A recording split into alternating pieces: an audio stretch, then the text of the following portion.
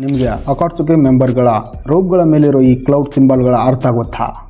ಅಕಾಟ್ಸುಕಿಯ ರೋಬ್ಗಳ ಮೇಲಿರೋ ಈ ಕೆಂಪು ಮೋಡಗಳ ಚಿಹ್ನೆ ಕೇವಲ ನೋಡೋದಕ್ಕೆ ಸುಂದರವಾಗಿ ಕಾಣೋದಕ್ಕೆ ಅಷ್ಟೇ ಅಲ್ಲದೆ ಅದು ಗಮನಾರ್ಹವಾದ ಅರ್ಥನ ಹೊಂದಿದೆ.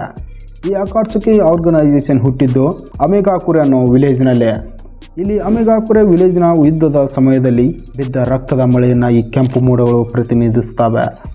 ಈ ಯುದ್ಧಗಳು ಭೂಮಿಯನ್ನು ಧ್ವಂಸಗೊಳಿಸಿದ್ವು, ಸಂಘರ್ಷ ಮತ್ತು ಅನ್ಯಾಯದ ಮೇಲೆ ಸದಸ್ಯರ ಆಳವಾದ ದ್ವೇಷಕ್ಕೆ ಕಾರಣ ಆದವು.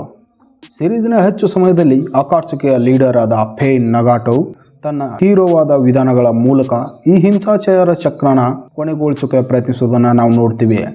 ಹಾಗೆ ಈ ಕೆಂಪು ಮೋಡಗಳು ಅವರು ನೋಡಿದ ರಕ್ತಪಾತನ ನೆನಪು ಮಾಡೋ ಕಾರ್ಯನ ಮಾಡ್ತವೆ. ಇದು ಅವರ ರೋಬ್ಗಳ ಮೇಲೆ ಆಕರ್ಷಣೆ ತರೋದಷ್ಟೇ ಅಲ್ಲದೆ ಅದಕ್ಕೆ ಒಂದು ಗಾಢ ಮತ್ತು ಸಾಂಕೇತಿಕ ಅರ್ಥನ ನೀಡುತ್ತೆ.